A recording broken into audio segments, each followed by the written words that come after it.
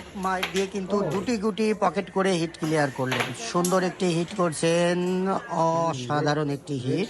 Red সহ কিন্তু তিনটে গুটি পকেট চলে গেল। আর রেডটি কাভার দেওয়ার চেষ্টা করছেন, ইজি সুন্দর ইজি কাভারটি দিয়ে দিলেন। হাতে কিন্তু তার প্রচুর খেলা রয়েছে। একটু বেস গুটি খেলছেন, সামনে ব্ল্যাক হোল কিন্তু ব্ল্যাক রয়েছে, সেটাকে সহ কিন্তু পকেটে দিয়ে দিলেন। অর্থাৎ একটি পয়েন্ট কিন্তু তিনি কম পাবেন। দেখা যাক, আবারও বেশ দারুণ দুটো কালো গুটিকে সরিয়ে কিন্তু সাদাটি বেজের গুটিতে পকেট করলেন। আবারও কাটপার খেলা, সুন্দর অসাধারণ খেলেছেন। পাশাপাশি একটি বসানো গুটি কিন্তু তিনি হাতে নিয়ে গেছেন।